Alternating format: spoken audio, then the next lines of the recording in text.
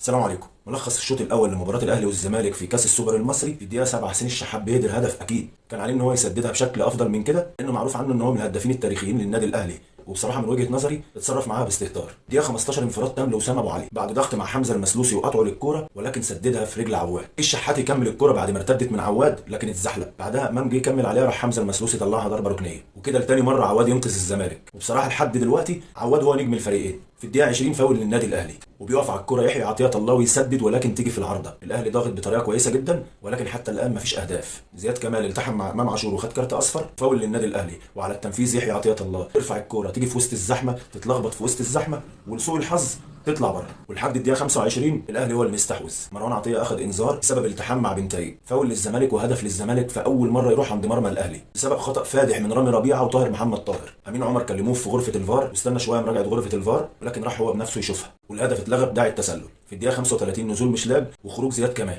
في الدقيقه 36 مروان عطيه بيلعب كوره حته جاتوه لحسين الشحات وعمل باك ورد، لكن للاسف ما ظبطتش معاه. بعديها بحاجات بسيطه تسديده جامده جدا من طاهر محمد طاهر، ولكن جت برده جنب العارضه. في الدقيقه 38 كره قطريه من رامي ربيعه لطاهر محمد طاهر، وبرده انقاذ من عواد نجم الشوط الاول من وجهه نظري. ولحد الدقيقه 41 سيطره كامله من النادي الاهلي بدون رد من نادي الزمالك تماما، ولكن برده بدون اهداف. في الدقيقه 43 كروس من عبد الله السعيد لمشلاج، وبعد ما استلم مشلاج الكوره ضغط عليه كوكا وسددها في جسمه. في الدقيقه 44 فاول للنادي الاهلي على حسام عبد المجيد في التحام مع امام عاشور، وسام سدد الفاول ولكن برضه جت في العارضه.